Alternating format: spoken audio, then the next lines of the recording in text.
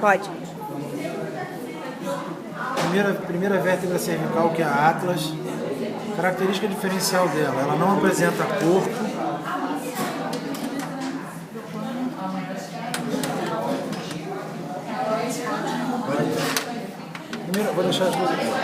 Primeira vértebra cervical é a Atlas. Característica diferencial dela é, ela não apresenta corpo. As demais vértebras cervicais apresentam corpo, que é essa área aqui, estão vendo? Vértebra cervical Atlas não apresenta corpo, não apresenta processo espinhoso, que é isso aqui, ó. Ela não apresenta processo espinhoso, ela apresenta apenas dois arcos, um arco anterior e um arco posterior. Isso caracteriza a primeira vértebra cervical, certo? Mas ela, além disso tudo, ela apresenta os forames do processo transverso. Além do forame vertebral, ela apresenta os dois forames do processo transverso, certo? C2, que é a axis, ela apresenta tudo. Ela apresenta o corpo, ela apresenta forame do processo transverso, ela apresenta forame vertebral, ela apresenta o processo espinhoso bifurcado, mas ela apresenta uma estrutura além, que é o dente, antigamente chamado de processo odontoide, né? Uma vértebra cervical típica vai apresentar corpo, forame do processo transverso, vai apresentar corpo, forame vertebral, processo espinhoso bifurcado, processos transversos, e no processo transverso ela vai apresentar forame e processo transverso. Isso caracteriza uma vértebra cervical típica.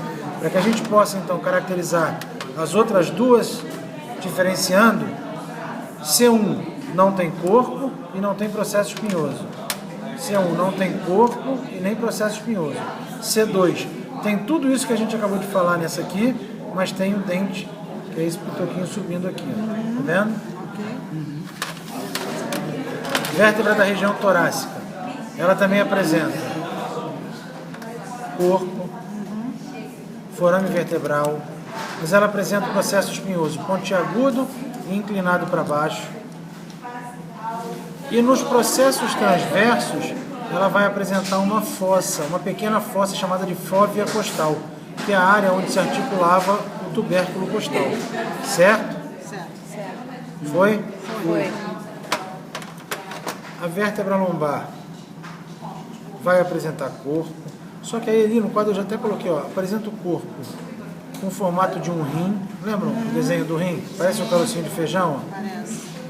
Apresenta o processo espinhoso quadrilátero e infelizmente aqui não dá para ver porque o processo transverso aqui eles estão quebrados, tá? Então ele apresenta o processo transverso mais achatadinho, parecendo uma costela, tá?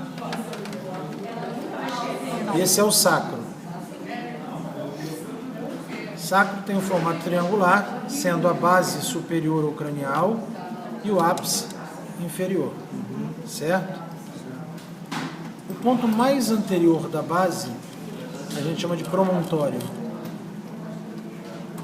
Lateralmente no corpo do sacro a gente visualiza uma área lisa, tem o formato de uma orelha, por isso face auricular.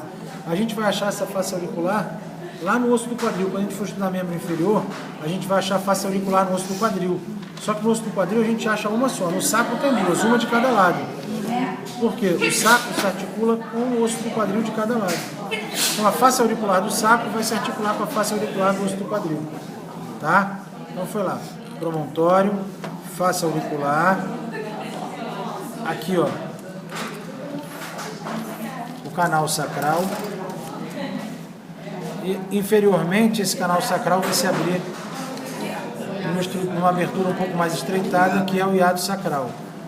Lateralmente ao hiato a gente vê duas projeções ósseas, aqui a gente só está vendo uma, que está quebrada aqui, que é o corno sacral, certo? Aqui, crista sacral mediana, que ela é resultado da fusão dos processos espinhosos das vértebras sacrais, e aqui os forames sacrais. O forame sacral ele tem tanto anteriormente como posteriormente. Aí alguns autores chamam de forames sacrais pélvicos, porque fica inserido no interior da cavidade pélvica, e forame sacral dorsal, que está voltado para trás. Ou anterior e posterior. O anterior, o pélvico, o posterior, os dorsais. Certo?